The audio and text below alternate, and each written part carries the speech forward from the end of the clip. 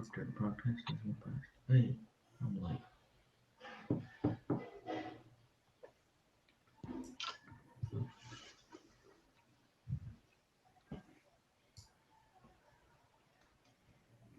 We're live now.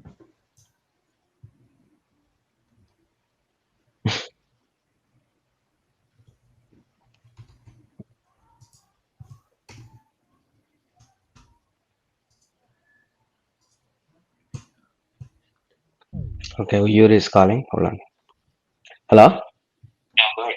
Go ahead. Is it live now? Okay. Okay, guys. Go ahead. Good afternoon, everybody. Welcome Talk back. like louder, Kishore. You still can't hear me? No, but you talk louder. Okay. Good afternoon, everybody. Welcome back. I apologize for the inconvenience. We have some technical difficulties, so we had to pause the presentation. And now we'll be continuing with the presentation. Like we started earlier, we have a full forum here today. We'll be discussing about our um, immigration changes with the October bulletin recently, and we have our President Vijay Shekhar Garu and our um, Sharda Kodam Garu from Kodam Law Firm. She's our speaker today. We have our Banu Lanka, who's our zonal vice president, and Rajendra Katragaru, Dallas chapter coordinator. So we'll be continuing with the presentation now by talking about a brief about the North America Telugu Society. President Garu will give a brief about that, and then we will continue to Sharada Garu for to discuss about this Yeah. today's main topic about the immigration. So, President Garu, please go ahead, Andy. Hello, Andy. Andak namaskaram. Sorry for the inconvenience caused, and we really apologize for that. I would like to make it brief. We have our 24/7 helpline in NATS. If you, in case of emergencies, please dial 1-888 for Telugu or helpline at natsworld.org. Without any more delay, Shraddha ma'am, please take over and let's continue the presentation. Thank you. Sure. Um, Thank you, everyone, for patiently waiting. Really appreciate it. I'll start from the beginning again in case someone missed something. So today we are talking about the EB2 to EB3 moments. And before I proceed, fair warning that this is only for educational information purposes. You should be speaking to your attorneys to make sure the information that we are providing works in your case, and make adjustments as needed. Please don't follow this. Please don't consider this anything more than education and information only. Now, that said, the first question that everyone is wondering is, hey, why is there a movement in the dates? Why did suddenly India get so lucky, right? And one of the reasons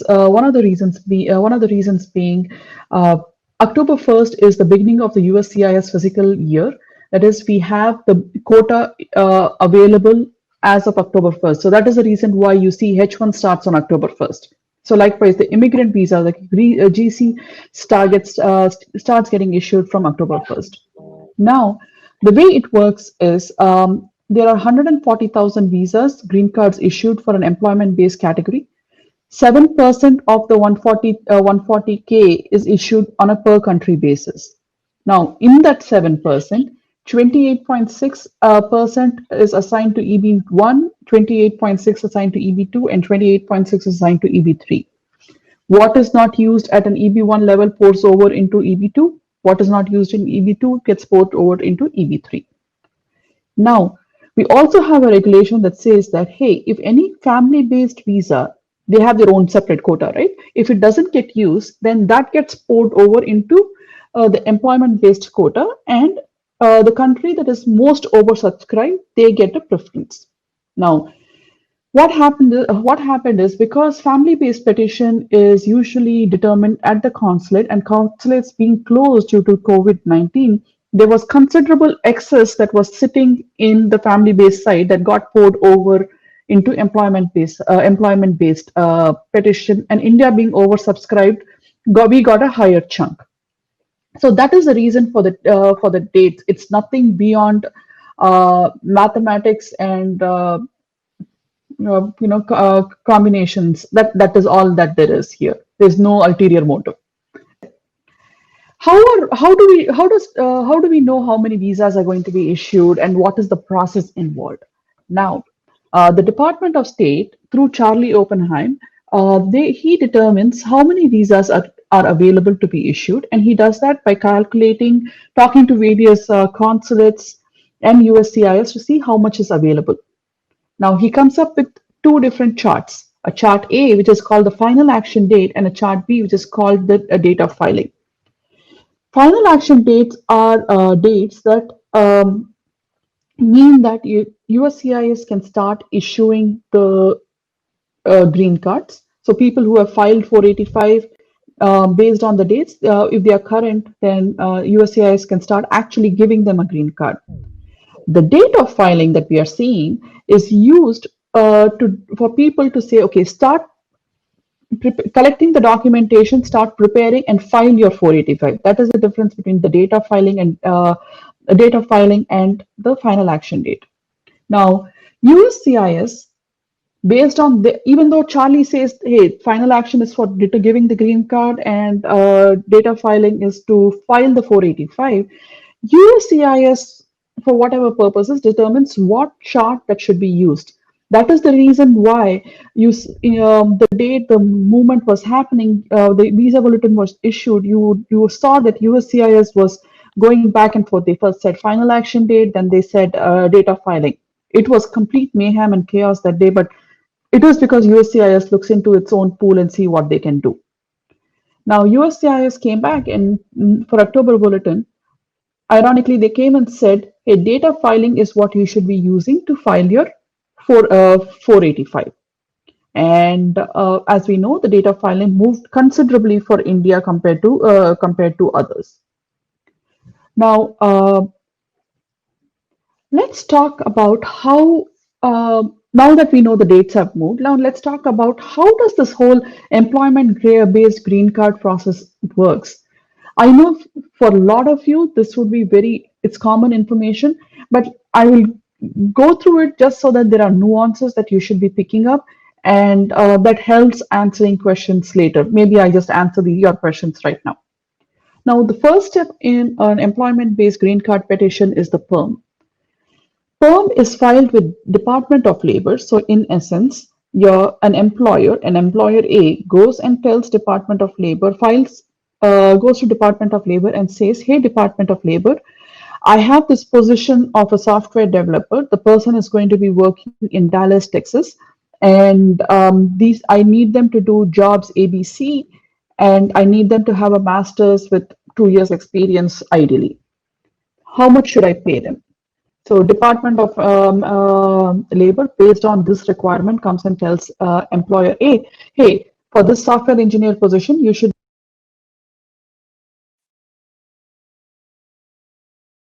be paying. The employer goes and does recruitment and has to prove that there is no US worker who could do that work except for the foreign national. Once they determine that, they go back and tell Department of Labor, boss, we searched and we tried to hire US workers, but we couldn't find anyone who can do better than this great foreign national that we already found. And here, can we please file our PERM? Once you file the PERM, you get the priority date. Your priority date is nothing but your ticket to go stand in the queue, right? Think of it as a ticket to get on a train you just bought a ticket to get on your train that will get you your green card. That would be my analogy. Now you get the PERM approved, and within 180 days from the date the PERM was approved, you're required to file a petition I-140. It is done by an employer. Basically, we are going and telling USCIS that, hey, we looked for the person. Department of Labor said I could hire him. I have hired him. Now can we go and put them on can we go book a compartment on the green card train so that they can go sit inside it? So the employer gets to decide what is the basis of classification. Do they want to do it as an EB2 or an EB3? It is completely dependent on the employer. The employee at this point has no say in it, technically speaking. Now, when you're buying a ticket to the train, you can buy two tickets. You can buy a ticket to your AC and you can buy a ticket to your first class. What that essentially means is, based on the same perm, you can have a ticket, you can have an EB2 and you can also have an EB3 for the same, based on the same perm. What is important with an I-140 is the employer's ability to pay. You would hear this term, ability to pay, or ATP as we commonly call it.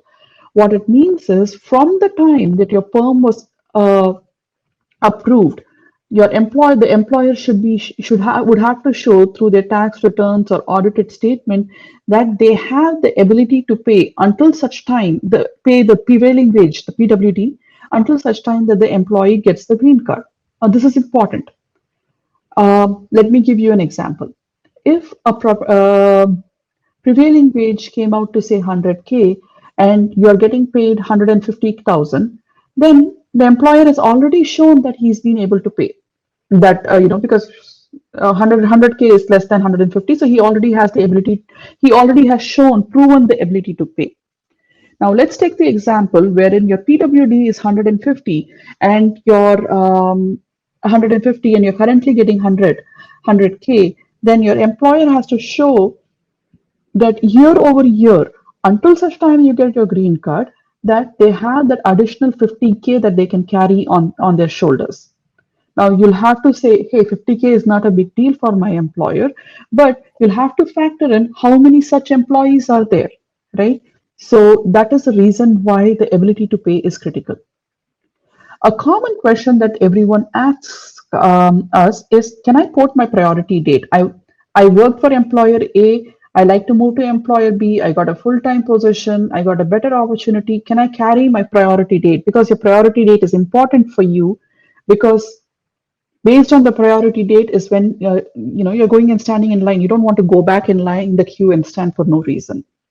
Now, if your 140 is approved and it has been approved for more than 180 days, you can definitely carry forth your priority date as long as your new position in the new company is similar to the old one. What that means is the job duties would have to be similar, and you can port the priority date over.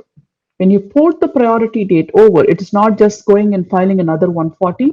The new company has to go back in, file a perm, and show that they couldn't find a suitable US worker either. And they've tested the labor market, and then you're filing the 140, and then you port the priority date. This is important, guys. This is very, very important, especially when it comes to the EB2 to an EB3 downgrade and so forth. Now you file your 140, you're happily standing, you're waiting in your compartment, hoping the train moves. Now the train moved and you have come to a point, you came to the station filing the date of filing, and now you need to file your 485. To file your 485, one of the things that you need to do, you have to remember that the company that filed your perm and has filed a perm and has an I-140 approved, only they can file your 485, help you file your 485. If you are working with a company that has still not finished your perm, has still not gotten your I-140 approved, they cannot file your 485. This is very important. And you may ask me why, because technically a 485 is an adjustment of status, or the AOS. So, you would come to me and say, hey, Sharda, how does it make sense? I, as an employee, and I'm trying to adjust my status from a H1 to a green card or an L1 to a green card. Why is it that I need to work with the same employer? The reason is very simple. You need to show that there is work that is still available. The job offer, even though it's in future, is still currently available, and the means of showing it is through a form called I-485J, commonly known as Supplement J. So the petitioner who filed your perm and has your 140 is required to support the 485J. Now, we get another common question that we get is, hey, why can't my new employer file it? Even though I don't have an 140, but my date is current, why can my new employer not sign my 485J? The reason number one, your new employer cannot file your 485J unless, as I said before, the perm and I-140 is not approved under them. You can port it over to the new employer only after 180 days of filing the 485, and that is used through AC. That is done through AC 21 rules. So, if you don't have the 140 approved through your employer right now, please be careful. You cannot file your 485J. I'm sorry, I'm reiterating it over and over again because that is a common misconception that is out there. Now, let's talk about EB2 to EB3 downgrade. So, a couple of things. So, the question is, like I said, can you do a downgrade? Yeah, we can do a downgrade. And the reason is because remember when we spoke about the perm, we said based on one perm, you can have multiple tickets on the train. You can have a AC ticket and a second class ticket like that. You can have an EB2 and an EB3 based on the same perm. So it's absolutely allowed as long as and 140 was filed based on a perm. You can file a subsequent EB3 140, and that is allowed. Now the question that we have to think about is it prudent to file downgrade and file? And this is where I would say use caution. Think about it. The urge to downgrade is pretty high, and I'll agree it is very tempting, but please think about it. Now, let's go back to the date of filing. Now, we have already been told by Ayla, and Ayla, talking to Charlie Oppenheim, believes that the EB2 date is going to move significantly next month in the November bulletin. In fact, they've said it is going to move by months. That is the information that was given to all immigration lawyers 2 days ago. So you might want to think if you are very close to an EB2 date for India, you may want to wait and just file a 485 when the date moves. So something to think about, right? It's easy to downgrade, guys, but it's simpler to just file a 485, right? So you might want to think if you should really do that. Now, you have to remember when you're filing a downgrade, what it means is you're coming from EB2 to EB3 and you're going to concurrently file your 485. When you're doing this, your 140 cannot be filed as premium.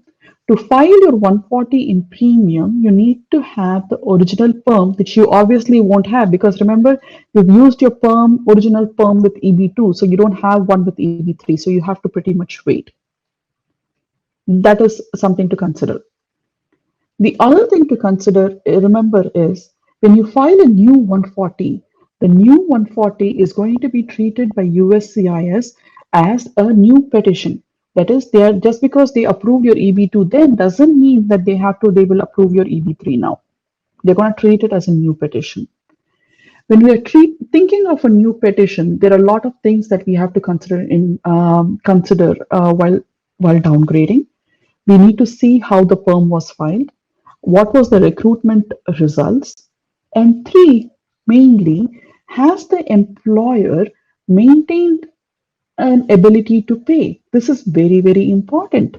Now, remember, you'll have to show the employer's ability to pay from the time your perm got approved. It is not from the day that you're filing the 140, it's from the time that your perm was approved. So if you are looking to downgrade from a 2014, let's say September 30th of 2014 is your priority date on EB2 and you're trying to downgrade it now, you have to show, and your perm was approved in 2014 obviously, so you have to show the ability to pay in 2014, 15, 16, 17, 18, 19, 20. So all 6 years you need to show that your employer has had the ability to pay. Now, you also need to understand, due to COVID, a lot of employers did not do financially well, right? There was a loss of revenue. So if that is the case, it might harm your petition. So Again, food for thought. I'm not saying don't do it. I'm just telling you guys what the implications are when you downgrade, and so that you can make a educated and informed action. Now, one of the things that we suspect, and more than anyone else, immigration lawyers, we have been very skeptical of the current administration and any action that they do, because they have been so anti-immigration that our conspiracy theories keep running in our head as to, hey, if something is happening, why is it happening? Right? We don't take anything for granted these days. Unfortunately, that's how we've become tuned in the last 4 years. One of the things that concerns us is the current administration has always talked about merit-based immigration. So they want to give visas to people who are more qualified. That being said, if you downgrade from an EB2 to an EB3, you're saying an EB3, which is a lower merit-based, which is lower on the merit-based system, that doesn't make us feel good, right? It makes us think, why would they want to help EB3? Now, what happens if they opened up an EB3 and an overzealous officer says, okay, I'm denying your 140 for an EB3, but hold on for a minute, I will go look at EB2 petition to see if there is something funky and going on, and I revoke that EB2 also. If that happens, you don't have your EB2 and you don't have your EB3. You can come and ask me, Sharda, how often has this happened? It has not happened that much. I know it sounds scary. It has not happened that many times, but is it possible to happen? Yeah, why not? Now, let's take another scenario wherein you decided to interfile. That is, where we have to interfile. What does an interfile mean? You have an 140, you filed your 140s, you have a 140 on EB3 or EB2, you have an 140 on EB3, and you filed a 485 based on your EB3, right? The dates retrogress, which we expected to happen, and your EB2 becomes current. Then we'll have to turn the pointer of your 485 to in EB2. Now, when we do the interfile, it is called an interfile, and the pointer turning is done through, actually, it's very funny. We do it through a letter, right? There is no fee that is getting paid, so there is not going to be any receipt that is going to be given. So once you file it, you file it, and then you'll have to basically wait. And what if during this time EB2 retrogrades? You will definitely get an EAD card and an AP, but then you are basically jumping between your AC compartment and your second class compartment, and you're going to just get a headache given the difference in temperature because you haven't reached your final action date. That is what is going to happen. The other issue that you will face would be with your with CSPA. This is your Child Age Protection Act, wherein when a child turns 21, they will not be a derivative to get a green card through the parents. Now, the only way you can freeze a child's date is when you reached your final action date. If the child was less than 21 by the time the final action date is less, then you freeze the age. Now, if you file an EB3 petition, then you know that final action date is going to take much more time, which means maybe your child will age out. So think about it. So kids who are in the 14 years, 15 years time period, you guys would really want to consider it.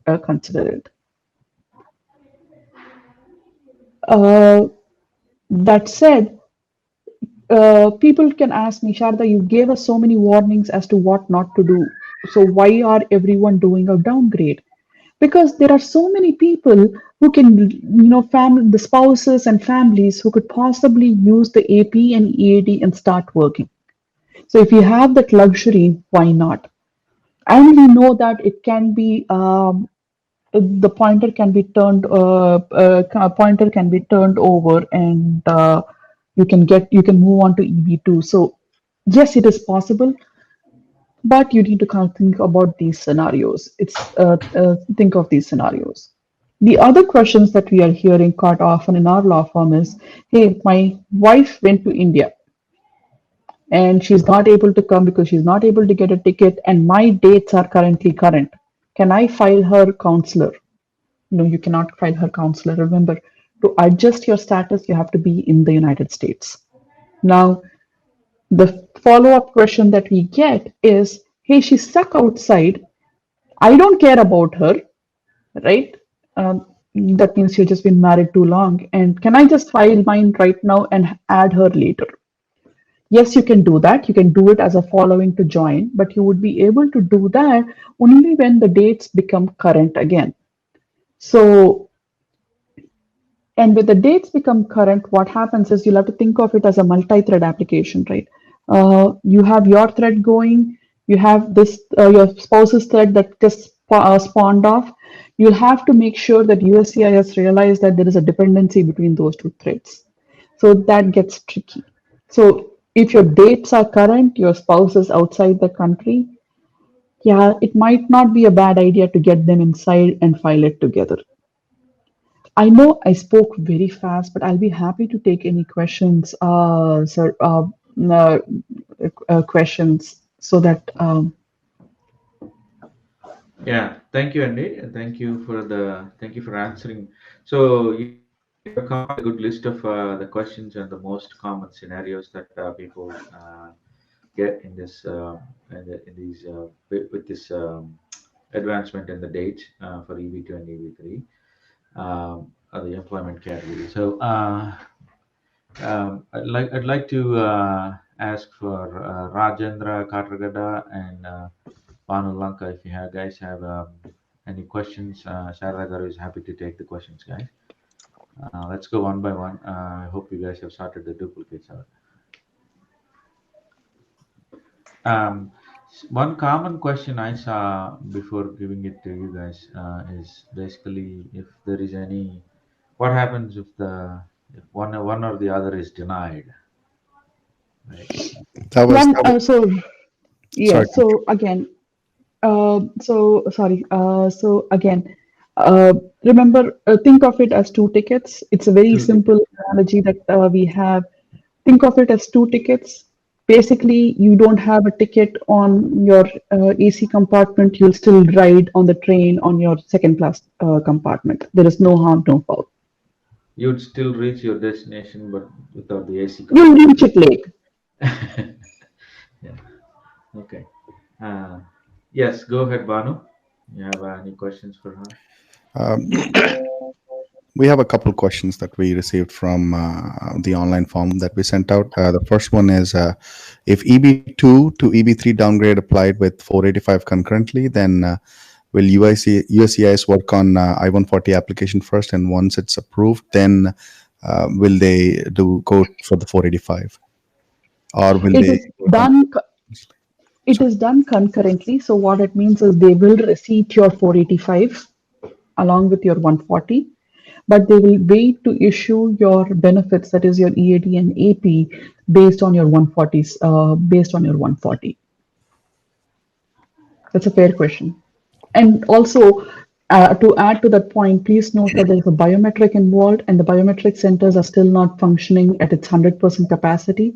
So there may be a delay in getting your AP and EAD in any which case.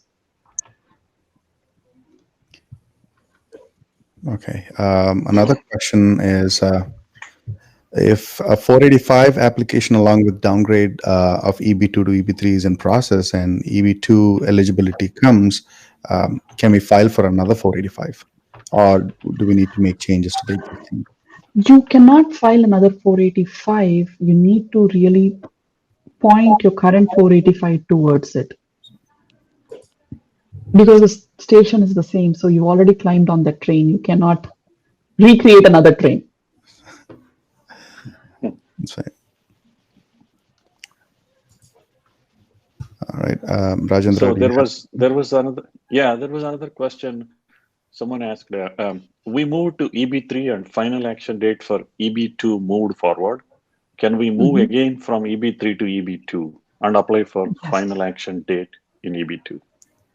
Yes, you can. Yes, you can. You need to talk to your lawyers who filed the 485 and they'll take care of you.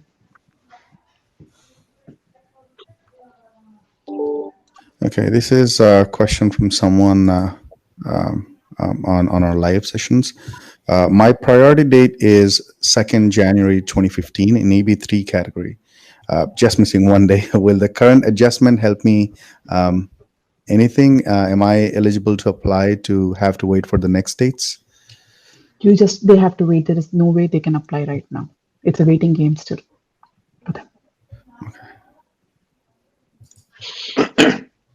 Well, there was another one on YouTube. I have an approved labor and I-140 through an ex-employer. I do not have a perm or I-140 through my present employer. Is it safe to seek I-485 through my ex-employer? If your ex-employer is willing to help, willing to go on record saying that the job offer is still open, yes, you can go back to your prior employer. Okay, Yeah. thank you. Yeah. So what would be the process for downgrading? What is the process is basically you need to file a 140 and a 485 and you submit it to USCIS at the same time. So technically downgrading is filing of another application. Another application, yeah. It's like buying another ticket. Yeah. To extend it a little bit, Sada ma'am. So when you're saying filing 140 and 485 concurrently, but people downgrading, so in labor there are two different scenarios, right? One is the labor is with the same company all the time, and the second one is the labor is like they ported it to a different company. And so what are these scenarios, like who is more So safer it and really who has depends little? on always the employer who with whom the perm and 140 is approved is the king, right? So if let's take both the scenarios that you mentioned. The first scenario where employer A has 140 and 485 filed, and you're still with them, so it's an easy fix. You're still working with them. They'll help you with your 485J application, going on record that the job offer is there. Easy peasy lemon squeezy. Now the issue comes in wherein you have 485 and no, I'm sorry, perm and 140 with company A. You went into company B and company B's policy says that I will start doing it only after 1 year. And it's not yet 1 year and you're basically waiting, which is a very common scenario that we are seeing.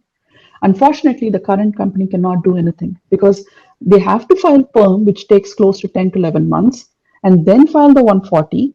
And then you have to wait till the 140 is approved, right? Or at least it's 140. At the time of 140, you need to file the 140 and 485. The dates are not going to work. So it may not be a bad idea in those cases to go back, talk to your employer A and see if they would be willing to help you. Yeah. Okay. So I know we talked about the dates moving. I mean, there is a cutoff date, right? I mean, there is a date for them to. Some of the people are in like 2014, 2013, but can they do it? How can they decide from okay, if I am my EB3 is EB2 is at this date, and now the EB3 that if that falls in the current EB3 dates, how can they make that judgment? How can they make that call? Make a judgment call. I wish I know had it's a an individual. solution. I wish I had a good solution for you guys, saying that follow this particular flow chart and or a checklist and get to the this thing. But there isn't none. There are so many different factors that you should be considering. So I'll give you an example. I do better with examples, so I apologize. I have a person whose cutoff, whose priority date is 5/22/2011, right? Which is about 7 days away a week away from the EB2 cutoff date. Now, that person was so enthused and they came to us saying that, can I downgrade and file? Let me downgrade and file. And we actually held him off. We said no. The November dates, they are saying it is going to move by months. There is no point. Hold off.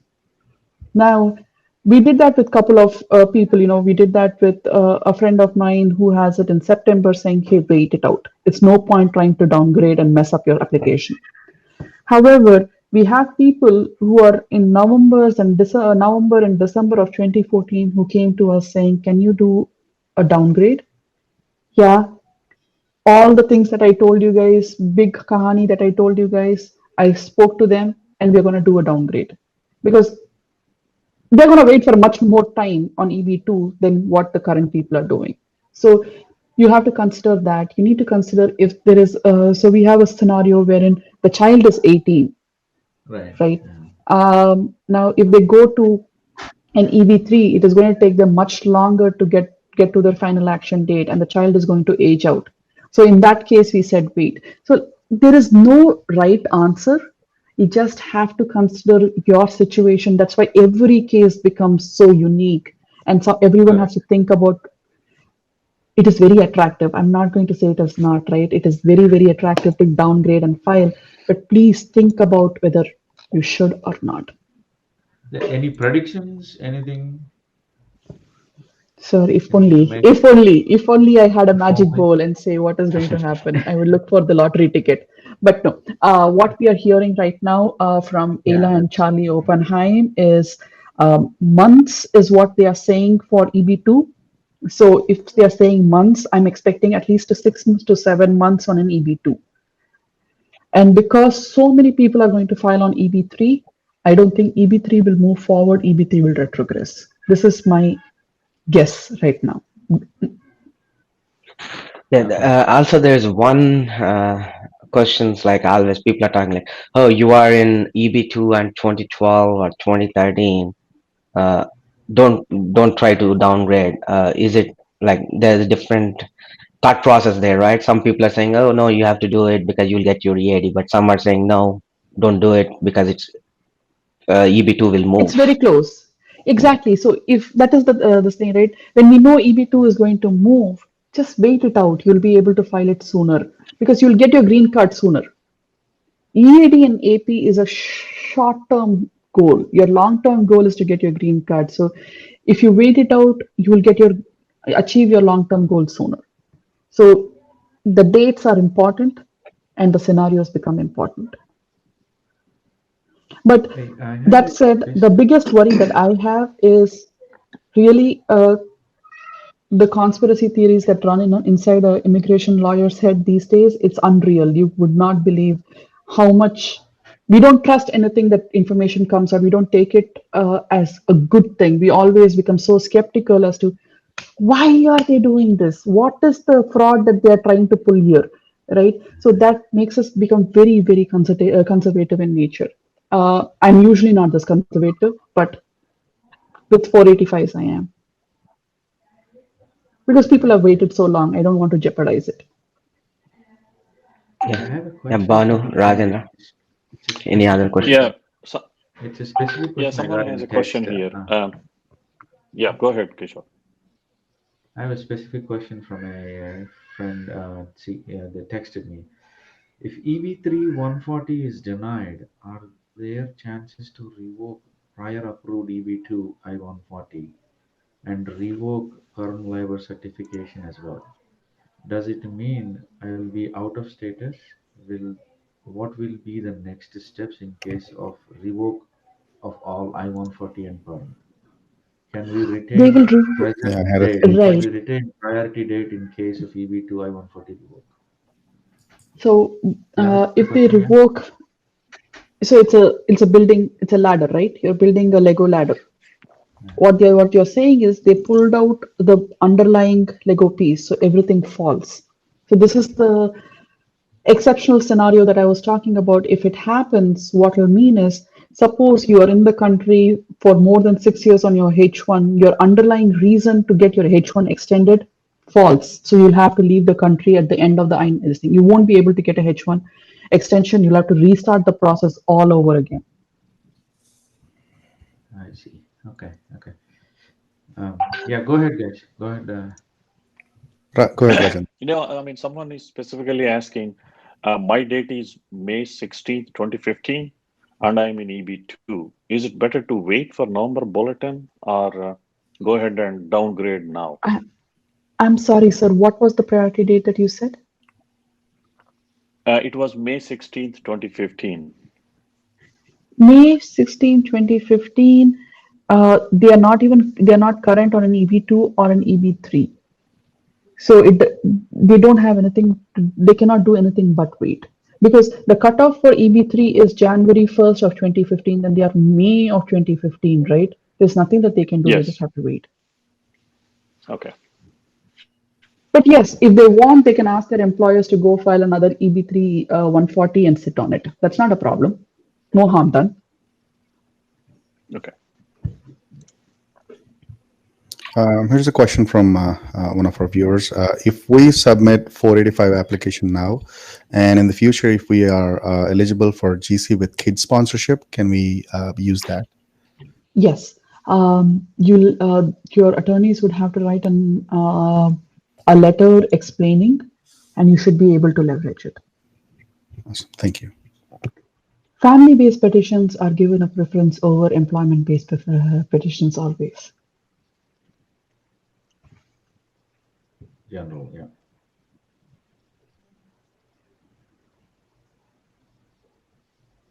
Hey, Banu and Rajendra, did we get Sure. the questions from the Yeah, I got one question. It's talking about financial sustainability. Like they're asking to provide asset information to show self-sustainability, and what is the minimum Oh, amount we are.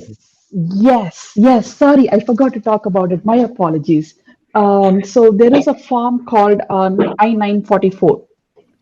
An I-944 is supposed to be submitted with your petition. USCIS's rules says that if you file your 485 before October 12th, they will ask for it through an RFE.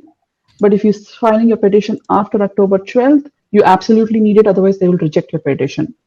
And a 944 is basically, they're asking you that information to make sure that you don't become public, you won't be a public charge. So you have enough assets that you won't become public charge. So that is the reason why they're looking for your credit score, how much debt you have, how much money you have. So you need to provide your attorneys with the bank statements, credit card statements. If you're filed for bankruptcy, we need to know now. A funny thing happened a couple days ago. A client of mine asked me, hey, are you asking me this information and you'll determine your legal fee based on this? No, it's not for me. It's USCIS who's asking it.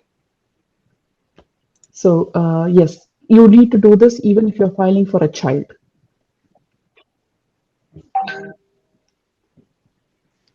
The 944 takes quite a bit of time, sir. It takes us about 5 hours to prepare one 944. Wow. So sooner we get the information, better it is. I'm telling you, it is not fun doing it, but it is something that we have to complete. And So is there any minimal that they have to show, like at least like some minimal amount that they have to have in asset? Or no, there is no such thing as a minimum. As if you really want to look at the minimum, you need to make sure that you're not under the poverty lane range. But in my opinion, because most of these are employment-based petition, you are getting paid high enough that you don't fall into that category. But what becomes tricky is if you're sitting on, say, $1 million credit card loan, then we are talking trouble. So we need to look at it.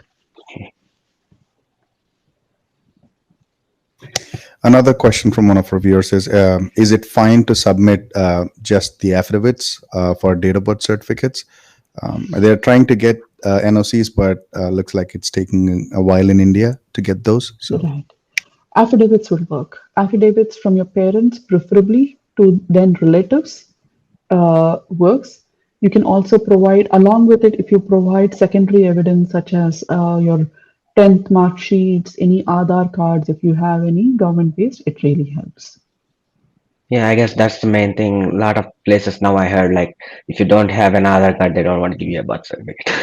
So Yeah, and it is so funny. Yesterday, I was talking to a client of mine, and he wanted an NOC to be issued, and they asked for the TC from school. I mean, this guy is 45. How is he going to have TC from school? Another question from one of our viewers. I have USCIS question. Does USCIS question if GC perm wages are not met or not since the priority date when downgrading from EB2 to EB3? Okay, this is where it's going to get tricky. They shouldn't question you, the employee, that you're getting paid less than the PWD wage, because as long as the employer is saying that in the future that he will pay them, because it's a future job opportunity, you should be fine. But the issue comes here that the employer has to show that he or she has the difference, the company has the difference that they can carry on their financial record. So if suppose the PWD is for 150 and the person is consistently being paid 100, right? Year over year, the company has to show that they have that 50K additional available to pay. If they don't, you won't be able to get your EB3 I-140 approved. Awesome, thank you. Another question. I'm sorry. I think I have my approved on I-140 and my priority date is October 2013 in EB2. But my employer CTS is not supporting to downgrade. Is there any other way to downgrade without my employer help? You have to pretty much find another employer who's ready to file your perm 140 and then move. It's a very common issue with CTS, Infosys, and the others in that so spectrum.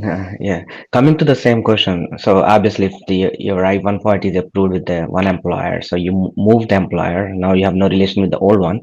So can he apply for perm 140? I mean, like labor I-140, 485, all concurrently with the new employer. No, you can't file Right. for a 140 without an approved perm. I wish, but no. So, but still, he can use that form, right, with the old employer. Yeah.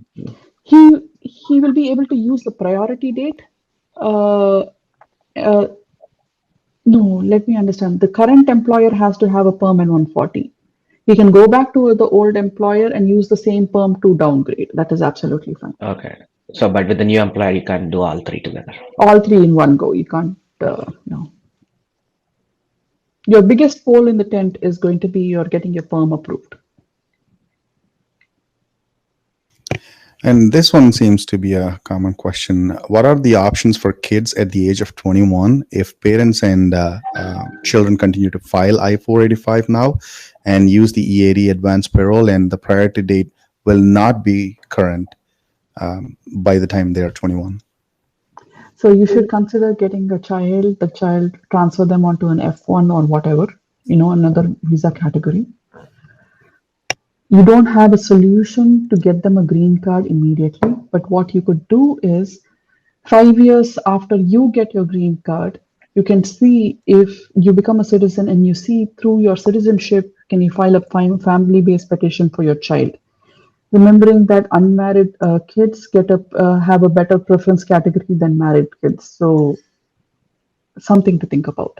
But if they are, otherwise the child will have to maintain their own immigration string on their own. They won't be able to ride on their families. Got it. A question from Harsha. I'm the primary applicant on EB2 with PD in November 2009. My wife took a job recently in another state. Do we need to have same mailing address via AR11 form or is it separate address? Because you'll be filing two separate 485s, you can maintain two different addresses.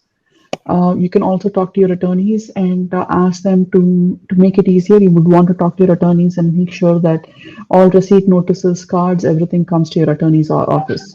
So that is definitely doable. Got it. Rajendra, do you have anything? Yeah, I'm checking. There are some. Someone said if we downgrade from EB2 to EB3 now and final action date is not current for few years, can I go out of country for 1 year and file EB1 with the same employer? You can, and you definitely can. There are means and ways to do it, but how you'll have to do it, it'll take more time than I have right now to explain, but it is definitely possible. Just to please make sure when you're stepping outside the country to keep your AP alive. Okay. Right.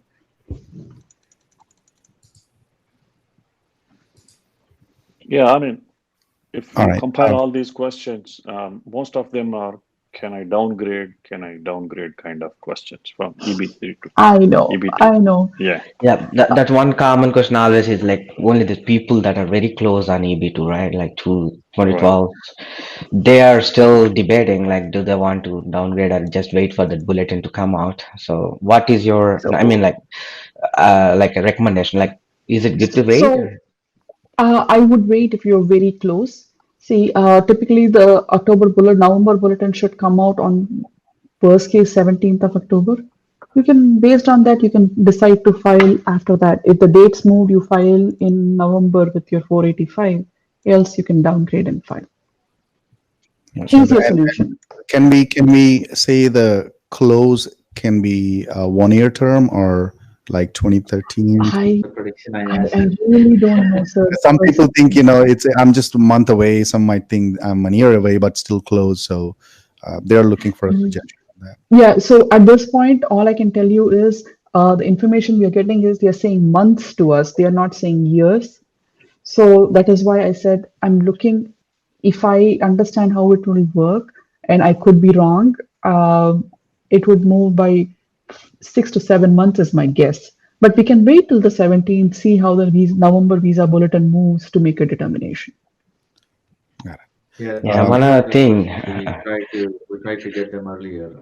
Yeah. If I were in that situation, I would worry about those scenarios as well. So, so hey, Raj and Banu, Yeah, there is another important can question. can we ask the questions one by one and see if it is a yes or no question, then we can quickly pass through the questions so everyone's questions get answered. Can we do that, please? Sure. So, question from Deepthi here. Can we file 485 with employer A, with whom I have an approved I-140? I work with employer B. Is it better to shift to employer? When is it better to shift to employer A, after EAD approval or after GC approval? Or immediately after H1? So you absolutely have to shift after the green card approves. If you want to shift now, no harm, no foul. Got it.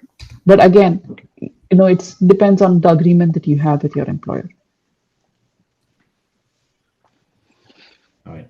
Okay, someone had a question on the bad credit score and high debt to income ratio. Is that an issue with 485? That would be an issue with 485. We need to analyze it at a per case level to see how bad the situation is.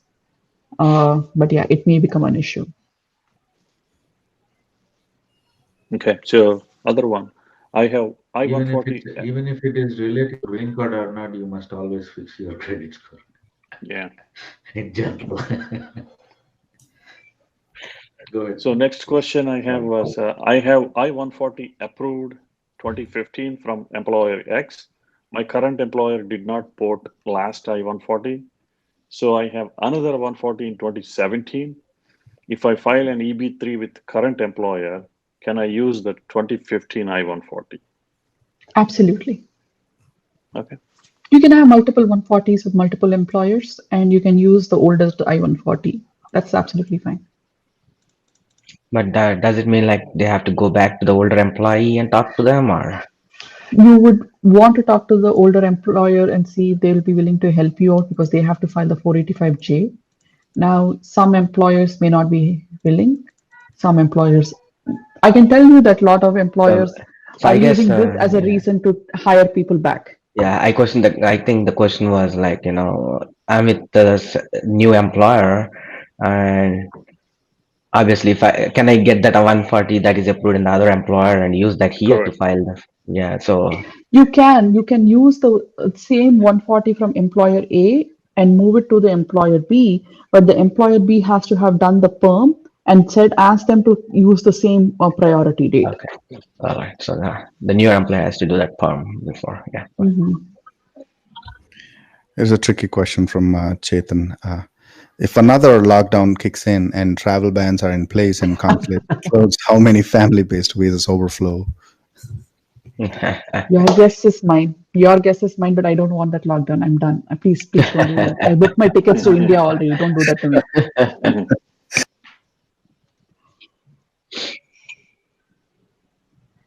So I have I think he's from India. He's waiting on his H1B approval. Uh, The new H1B Kishore sir, you're too application. soft spoken for me.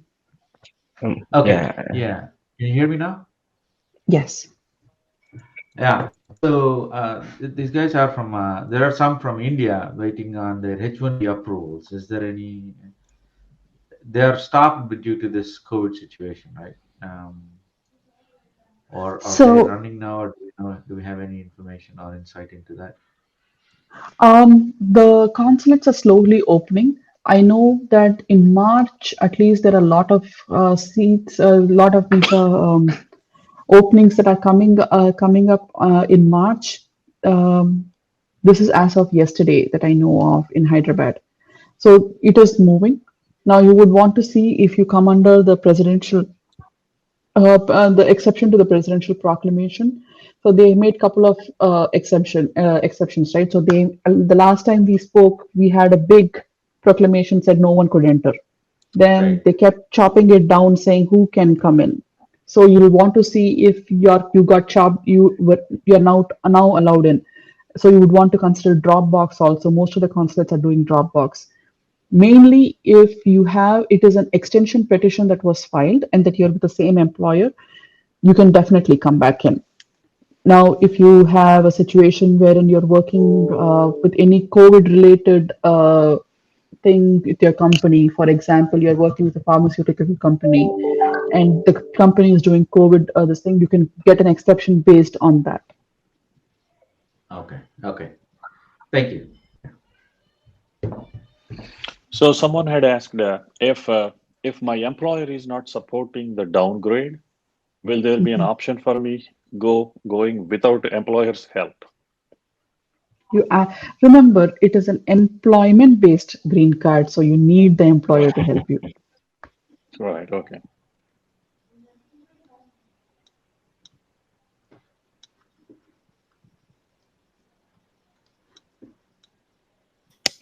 Scrolling through the questions, I see most of them are common, but most of them are Right. asking for yeah, I suggestions. think there is a misconception that UCS is allowing premium processing. I don't think premium processing they're allowing, right, for Okay, this downgrade.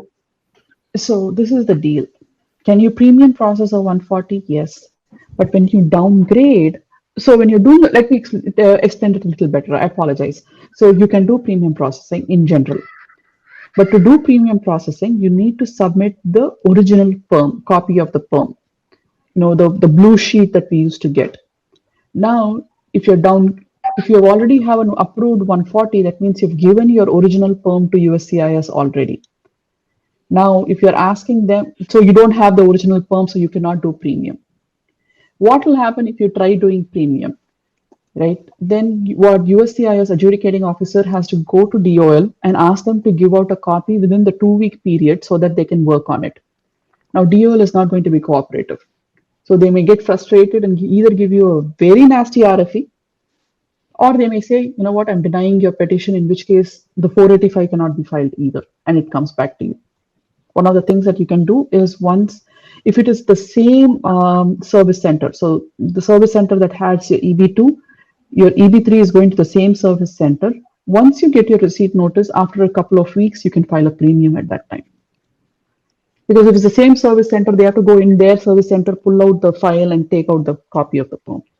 That is the thought process.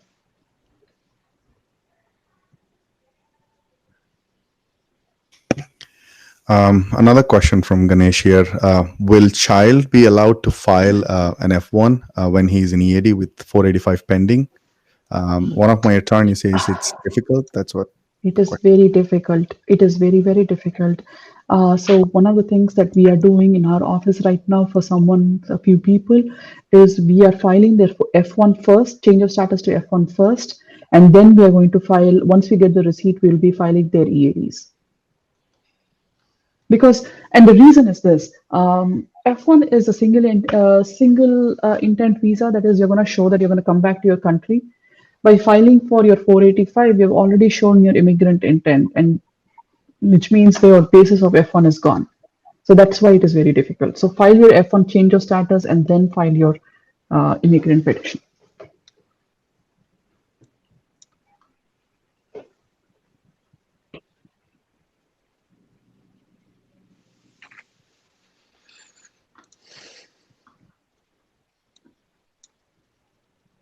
I think this is a repeated question, but I'm going to ask anyways. Say today started working on EB3 EAD, already have an EB2 I-140, EB2 dates become current. Can I start into filing 485 on EB2, or do I have to be on H1 to do that? No, you can interfile. You can go back to and EB2.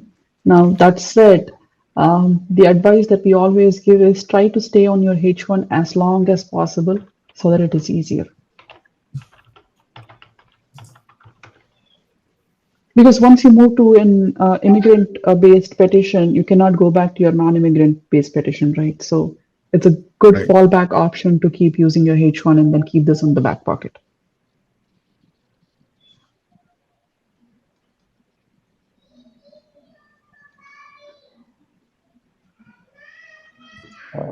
Does a downgrade from EB2 to EB3 with a previous employer possible? Yeah. As long as your previous employer has the ability to pay and is willing to support you. Yeah, absolutely. And,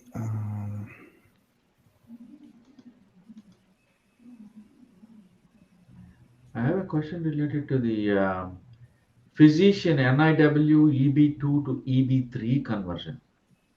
Is that a and NIWs cannot, what an NIW means is a national interest waiver. That is, they're not going to do a recruitment. They're saying that, boss, forget US worker. This guy is so great that give him a 140. That is your NIW. There is no perm. So how do you downgrade from an EB2 to an EB3? You can't.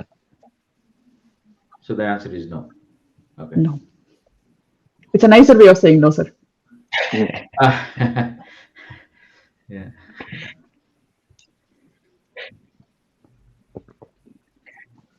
Yeah, I guess we right almost 1.5 hour. Yeah, we lost a few minutes in the beginning, but yeah, let's go quickly with any few more questions, and you know, Yes. I know Shazam is giving us a lot of time, but yeah, sorry, one common ahead. question that we received is if both spouses are on EB2 with different priority dates, they're asking if one should stay on EB2 while only the other one is downgrading.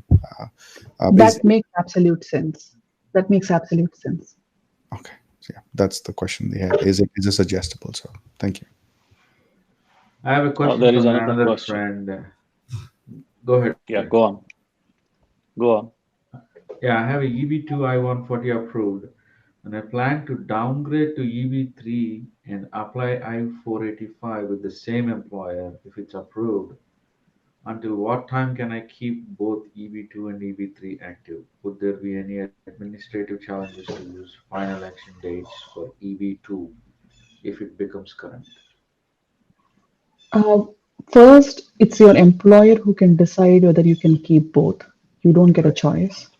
And if the employer is willing, yeah, you can keep maintaining it until such time that you can, the final action dates become current for EB2 and you just turn this pointer of EB3 towards an EB2 and get your card soon. Correct, yeah. Makes sense.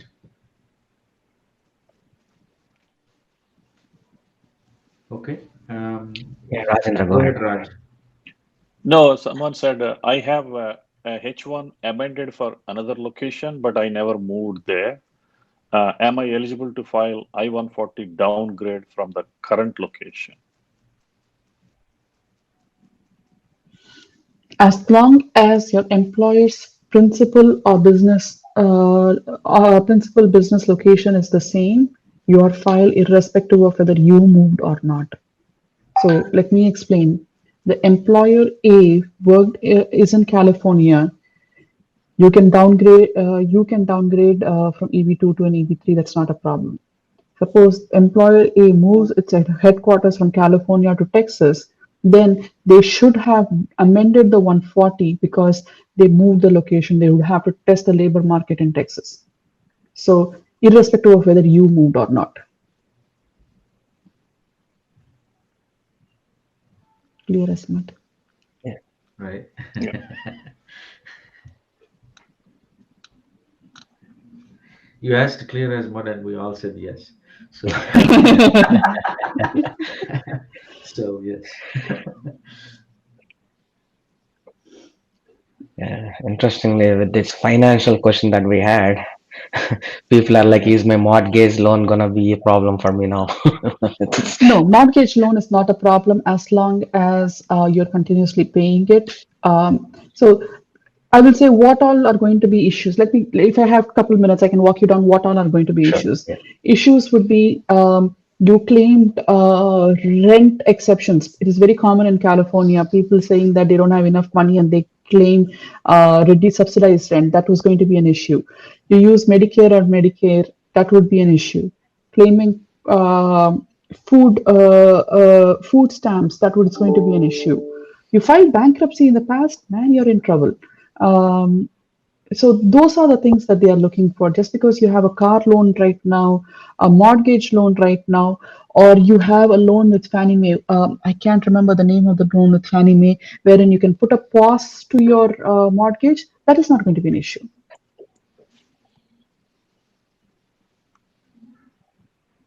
Yeah, that's good. Yeah.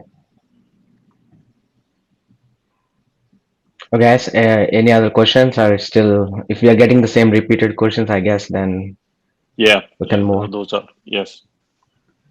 Yeah. Any final thoughts before we wrap it up, Sharadaji? My only thing is please talk to an attorney and file your petitions. Don't try to do this by yourself. It's absolutely not worth it. That is number one. Two, please really think if you should be downgrading and file. Um, I know it's exciting, but not everything that is glitters is gold, so you should be careful. Right. That's a good one. Yeah, President, you have Okay, any and someone, final thought? Any? Okay, go ahead, Raj. Go ahead. Go ahead. no. The users are saying thanks Sharda Kodem Garu and Nats for doing this. Sharda Garu, you have been very clear in what you explained to us. Thank you so much. Thank you. Oh, that's Thank good. you. That's great. That's why we're doing this. Thank you, Sharadaji. Yes. Go ahead, President. You have any final thoughts? Anything you want to say to the viewers? To the Obviously, thank you everyone joining first of all, and all the questions. And Sada ma'am, thank you patiently answering it. Initially, we had some technical issue, and I really apologize for that. But thank you everyone to be being so patient and staying there and making this webinar success. I really appreciate it. Thank you everyone. Uh, one last question, someone, because I was talking about this financial thing. They're like, "Oh, wow, how much would be the debt to credit ratio should be at least?" So as long as you're able to show that you have more money than the poverty rate, right? And that's easy. Just go and Google the poverty line. You would know what the money is. I'm pretty sure most of us are fine. As long as you have more than that, you're good. Okay. Oh, perfect. Yeah. Anyways, thank you, ma'am. Really appreciate it for giving us time.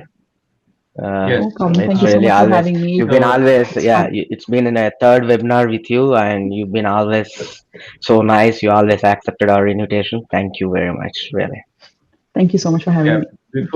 before I conclude this webinar, I would like to extend a sincere thanks to Sharda Garu, for accepting it and patiently answering all the questions to viewers.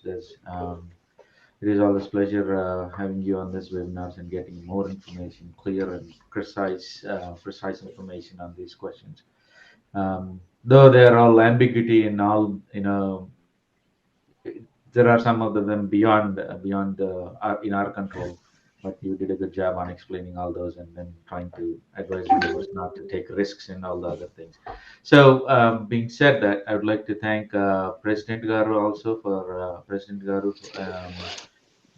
for conducting a webinar in time. The need of this hour. This is a need of this hour because there is a lot of there is a lot of excitement with this bulletin that came up. So thank you, President Garu, and like to thank Raj Kantragadda, our chapter coordinator, for compiling the questions, and Banu Lanka, our zonal vice president, for compiling the questions and staying with us. Even though he had muscle spasms, he still stayed with us and then asked all these questions. So thank you, Banu. And I'd like to thank NRI Streams, Srinivas Vuyur Garu, for hosting this, for supporting us with this NRI Streams webinar and platform and giving us a chance to connect with all the viewers and get all these questions answered for all our for all the viewers and who had questions. We had a nice platform.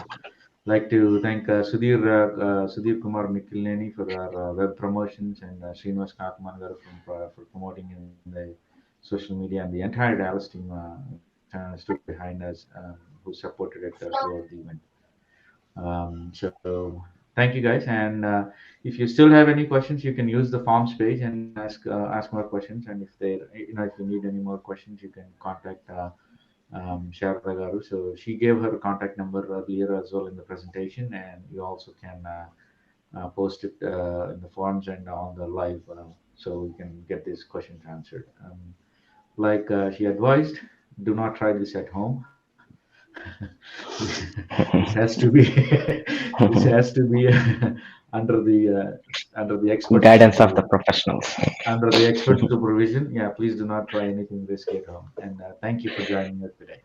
Yeah, and once again, finally, I would like to say NATS is always there. 24/7 helpline is there. So our helpline number is 1-888-4 Telugu, and helpline at natsworld.org for email. Please note that down, and hopefully you will stay safe and keep rocking. Thank you, everyone. Thanks. Bye.